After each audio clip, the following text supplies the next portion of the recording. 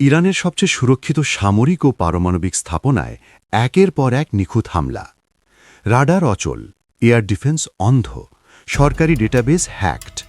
প্রশ্ন একটাই, ইসরায়েলের গোয়েন্দা সংস্থা মোসাদ কিভাবে ইরানের ভেতরে এত গভীরভাবে ঢুকে পড়ল?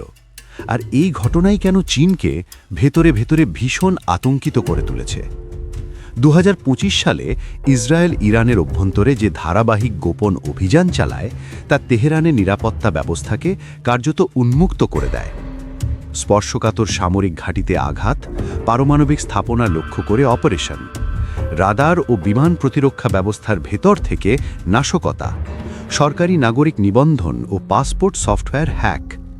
চীনা সামরিক বিশ্লেষকদের মতে এটি কেবল ইরানের ব্যর্থতা নয়, বরং গোটা বিশ্বের নিরাপত্তা কাঠামোর জন্য এক ভয়ঙ্কর সতর্কবার্তা। ২০২৫ সালের মাঝামাঝি প্রকাশিত প্রতিবেদনের পর থেকেই চীন ও রাশিয়ার সহায়তায় ইরান শুরু করে বড় আকারের নিরাপত্তা পুনর্গঠন। উন্নত রিমোট সেন্সিং স্যাটেলাইট, সীমান্ত ও আকাশ নজরদারি ব্যবস্থা, রিয়েল টাইম গোয়েন্দা বিশ্লেষণ সিস্টেম। লক্ষ্য ইসরায়েলি অপারেশন আগেই শনাক্ত করা। আমেরিকার জিপিএস নয়, ব্যবহার হবে চীনের বেইদু ন্যাভিগেশন সিস্টেম। কারণ পশ্চিমা সাইবার নজরদারি কমানো, ডেটা লিক প্রতিরোধ, সামরিক অবস্থান গোপন রাখা। ইরানের আকাশসীমায় ইসরায়েলের একচ্ছত্র আধিপত্য ভাঙতে চায় বেজিং। চীন প্রকাশ্যে বলছে ইরানের অভ্যন্তরীণ বিষয়ে বিদেশি হস্তক্ষেপ গ্রহণযোগ্য নয়।